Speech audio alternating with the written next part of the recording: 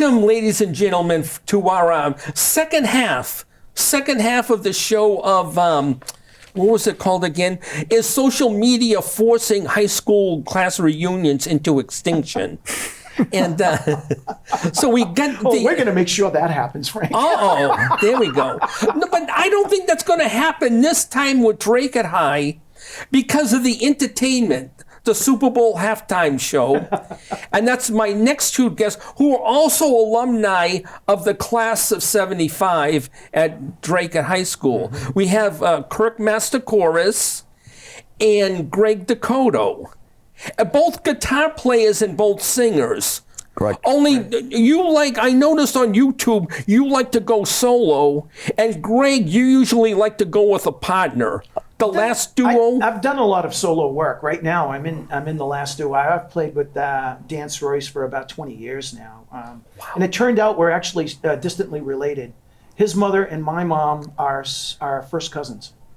Wow. When we found that out after a gig, we played in Andover because that's where his mother and his family live. They're from Andover. And when she found out who my mother was, she said, does she have a sister, Priscilla, and a sister, Isabel? And I'm like, yeah, they're my aunts. And she says, well, they're my first cousins.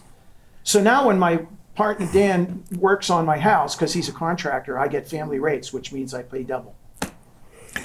And my music teacher said, Kirk, play solo that they can't hear you. Okay.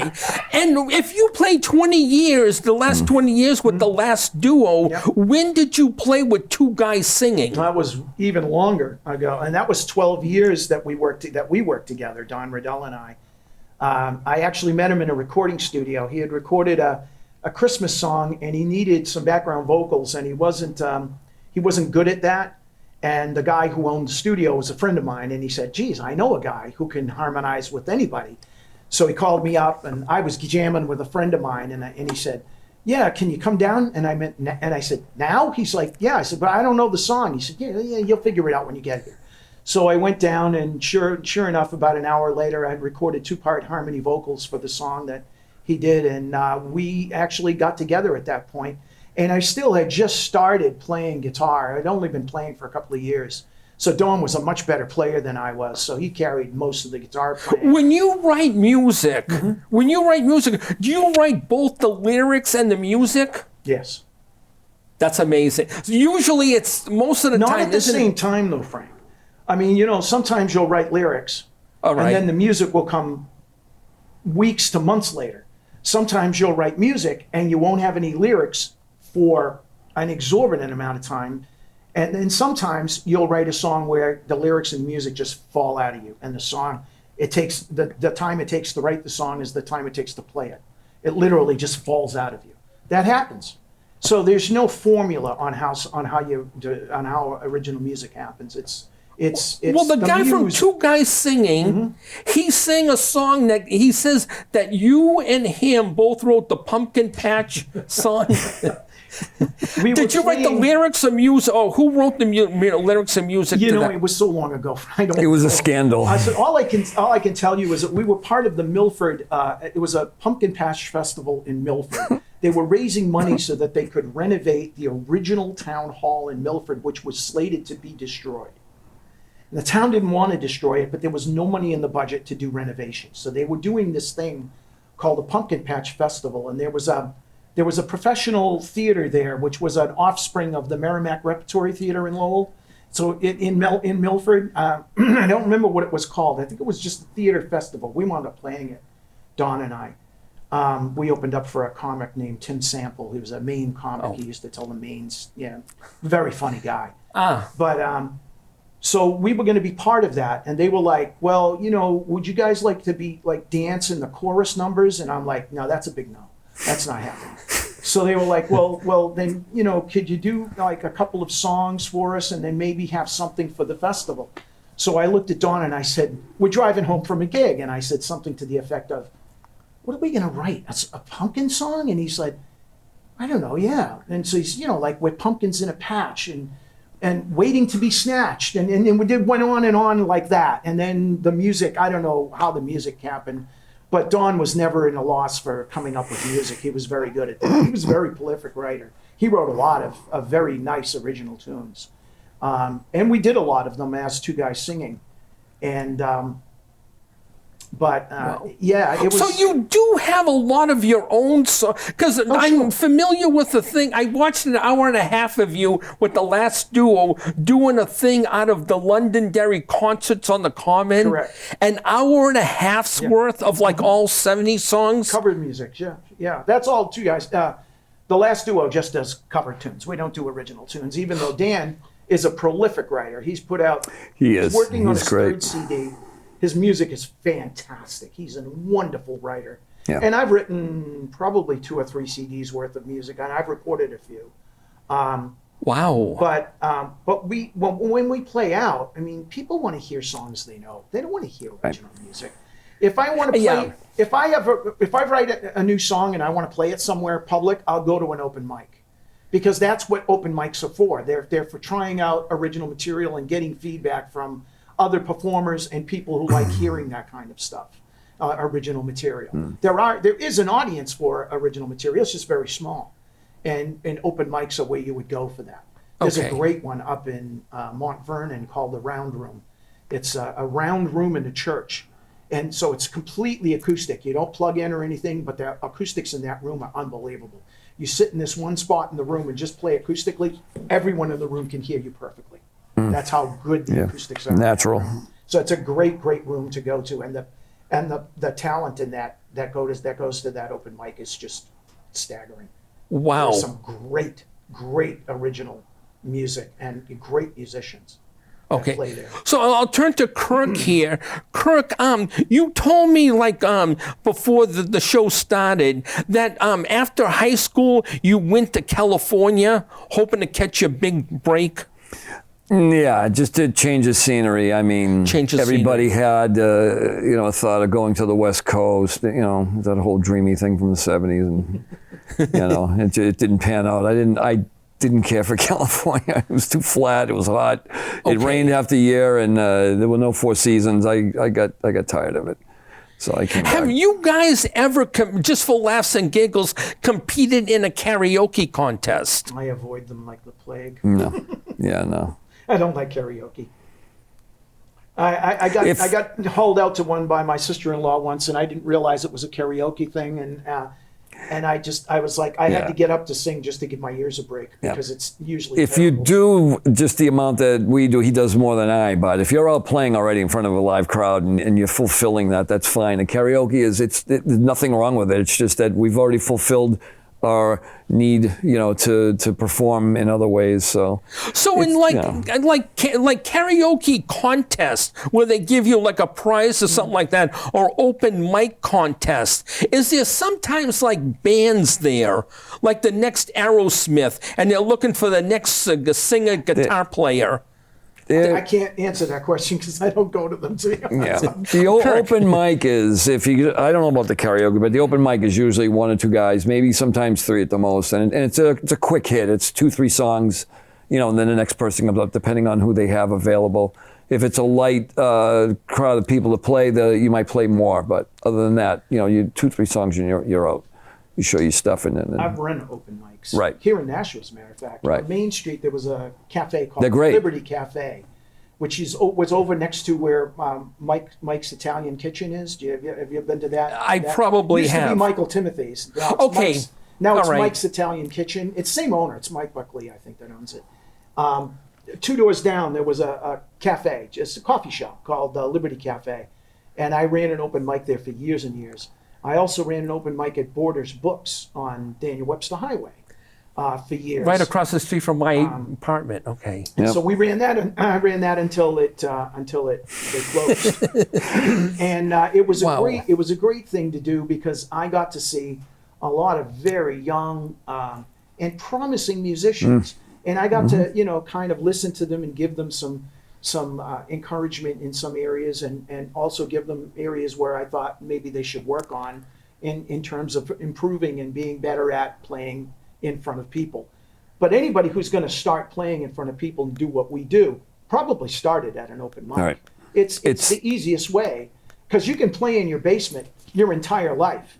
But you're not going to get anything from that you're going to get from playing in front of a live audience just once. Keep live music. Back and the energy and, Right. and the just the community that's there when That's you're right. doing that kind of thing is just it's incredible. Just for laughs and giggles, did either one of you ever have the inspiration on going on something like American Idol or America Has Talent? I wasn't around when we were doing that. Well, that's okay. You know, they didn't have those. What did they have? They had Ed Star Search with Ed McMahon. Yeah, no. In the Gong Show. At the Gong Show. The Gong Show, yeah. The Gong Show. I probably would have done the Gong Show. Might have.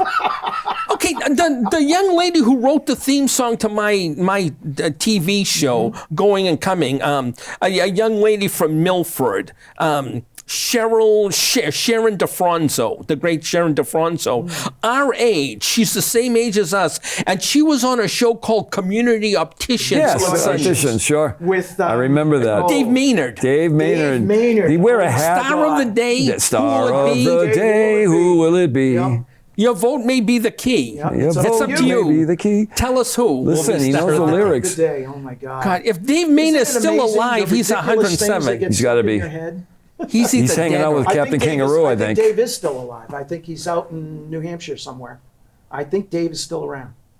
So, then again, when you were kids, you had zero inkling of doing something like a community. Okay. Right. It wasn't until, when I was in college, I took a year after Drake at High. I didn't go into ULO till 1976.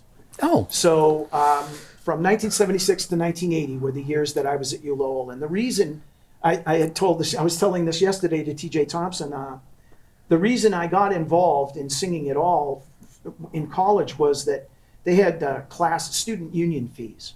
And then for all the different clubs that the school had, like the equestrian club. Well, I didn't have a horse, so I wasn't joining that. They had a theater group, and I thought, a theater would be fun. Drake didn't really have a theater department, so I thought, that'd be fun to do.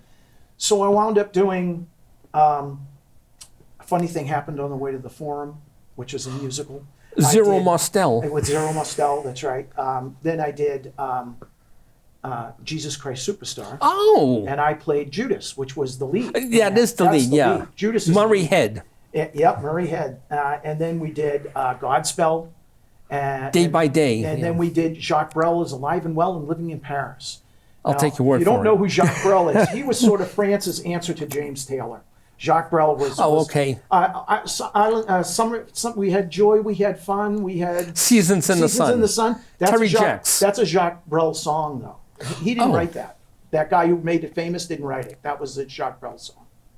Wow. Yeah.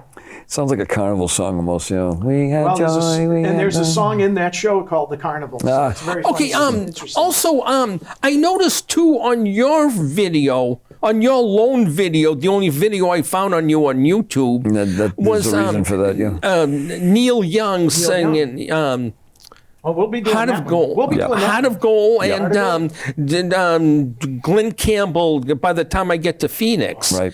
And then Heart of Gold, you did Neil Young's harmonica piece. Yes. How long did it take you to play the harmonica? After learning guitar and singing and putting something together, so I got my first job. I was just telling Greg this about a year after I started playing. Self-taught, I just rammed it for a year, and I got the guts up to go audition. I got a local place in Drake, Match Point, and then and then I liked Neil Young so much that I went and bought the harmonica holder, and then I just played around. And again, I worked on it hours a day until finally I can play quite a few songs on it. It's fun. It's challenging. Do you play the harmonica too? I do not, but I do play the mandolin. Yes. Which is very cool. You didn't see it. I guess maybe I didn't bring it to that particular. That performance happened as a last minute thing. The woman, or the artist who was supposed to play there, was sick. Got sick, and a few days before she was supposed to play, she called the Londonderry. So I'm on the Londonderry Arts Council, so I have all this inside information. That's the concert series is put on by the Arts Council. And so what happened was she canceled out like a few days before. And so they called me and said, Greg, we're either canceling a concert that night or you and Dan have to play for us. And Dan and I had been working because we play concerts. We're playing, in fact, on August 6th in Hampstead. And we do these hour and a half to 2 hour concerts. And that's mostly what we do these days. I play solo at a restaurant in Hampton.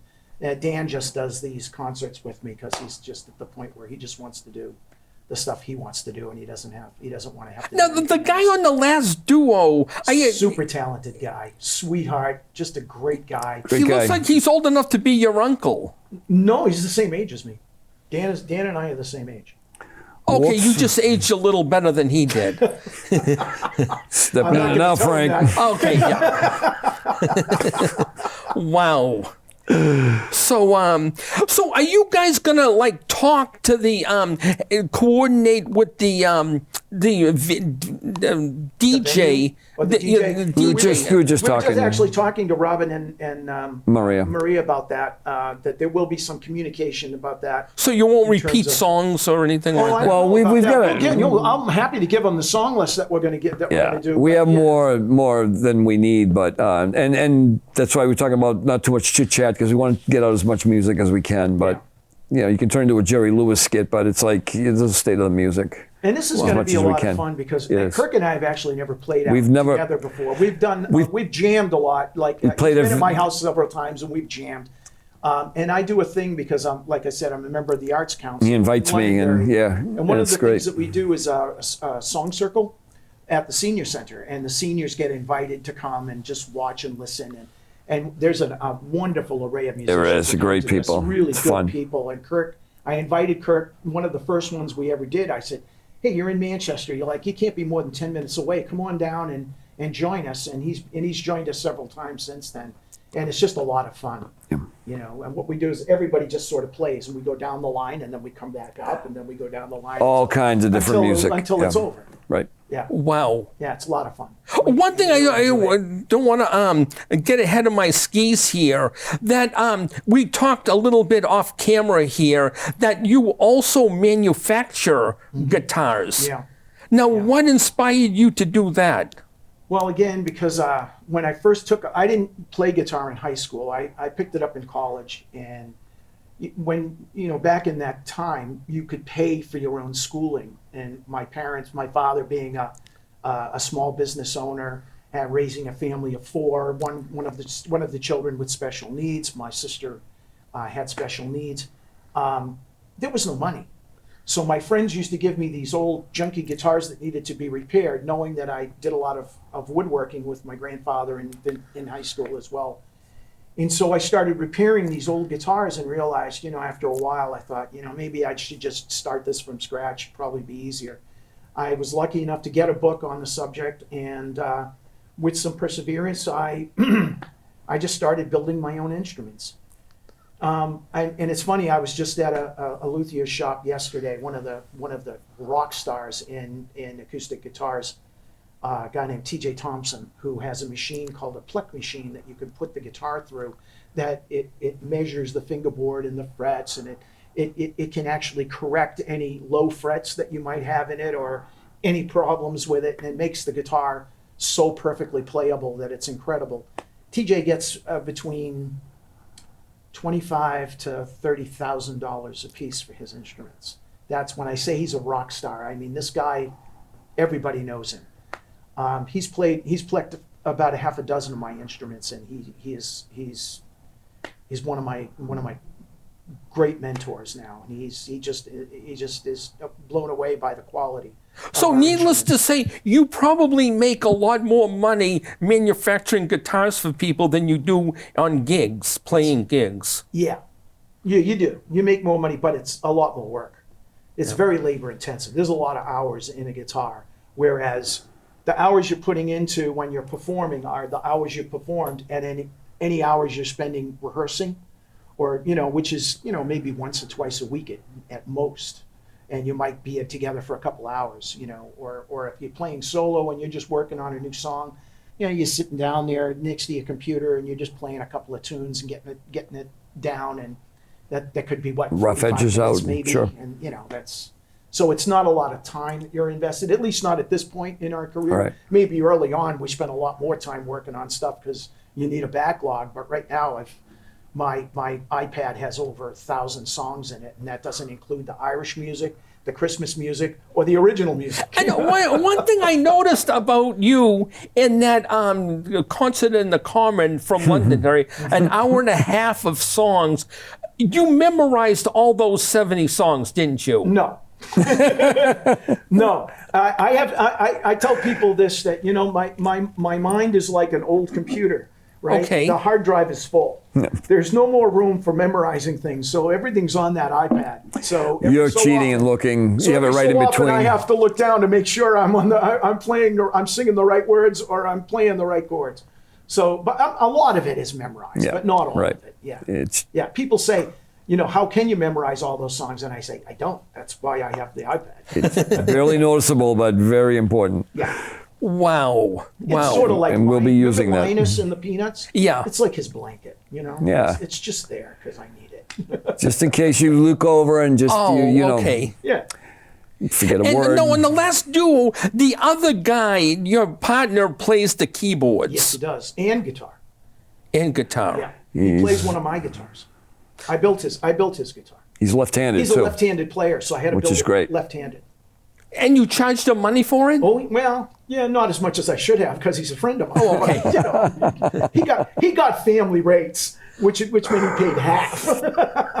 Wow. He's a real lefty. He's lefty, plays lefty. Yeah, he plays lefty. I'm- And he went to Catholic school too, Right. which was not good because left-handed. Right, exactly. So, Oh, wow. I'm lefty, but I play righty. the nuns were not very nice to him. Incredible. Yeah. Incredible. Yeah. So I can't, I think I exhausted just about, okay, and also a couple things. You worked as a teacher, Yes. retired as a teacher. Yeah. Did you, did you like working for the Lowell school department? Yes and no.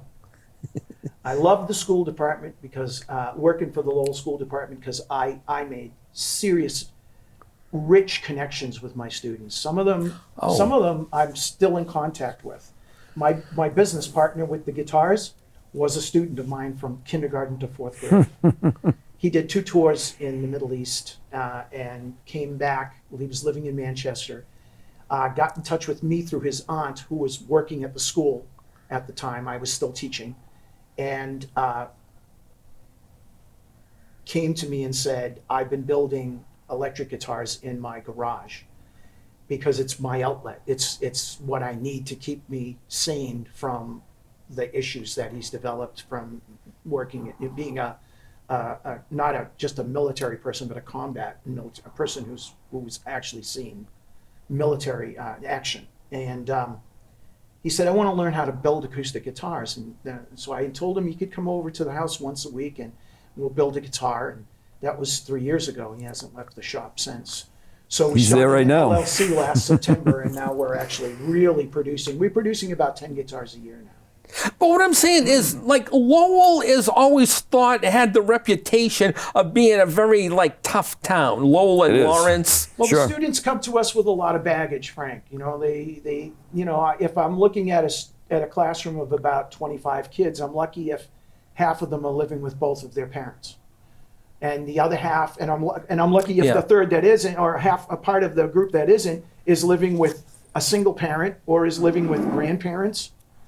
Some of them are in foster homes. So, you know, it's hard. They come with a lot of issues, and as an educator, you never had the inspiration of maybe after 2 or 3 years working for the Lowell School Department, maybe applying for the Billerica or Chelmsford here's schools. why I like the Lowell. Here's one of the things I like about the Lowell School. All right. Department. We have a very strong union. There you And go. We have a very strong union. There you go. We were very well compensated. I have absolutely no qualms with the way that we were paid, and the steps. Benefits. Bigger budget, yep. The longer you stayed in that school system, the higher up you went on the steps of what you were paid. And so by the time I retired, I was near the top of that pay schedule. The only thing that would have put me higher is if I'd had my doctorate. But I thought it would be silly to be a public school teacher with a doctorate. I thought that would be kind of silly. But and I'm enjoying a very healthy pension right now with medical coverage as well. because I have a supplemental insurance program that goes beyond Medicare. So that was smart. yes. That was smart. And it was good. So now I'm building guitars. That was always my plan, was to retire and just build guitars. That was how I was going to spend my He's time. living the dream. And it's working out the Wow. way I planned. I always tell people, you know, your plans are what happens while you're living your life. But, you know, these plans actually wound up working, and I'm amazed by it. But I'm also thrilled. I'm living the dream, like Kirk said. Wow. So my producer just told me that we have just less than 2 minutes left to this segment. And I don't want to leave here before saying... I have something. Okay, go ahead, Kirk. I looked it up, and I don't know if it'll be with this event, but do you know what the percentage is of how many people show up for their 50th school reunion? Do you know what the percentage of people that will show up? I have no idea. Take a guess. I don't know. 25%. Yeah, 25%. That's very good, gentlemen. It was 20 to 30%, so you hit the average. But now, like I said, maybe it might not happen, because I sent Greg a little snippet, a little joke the other day, and say, maybe there'll be more people coming now to come and watch a circus. And he said, are we going to be the ringmasters or the clowns? Or the clowns. And I And he said, said, absolutely. Yeah.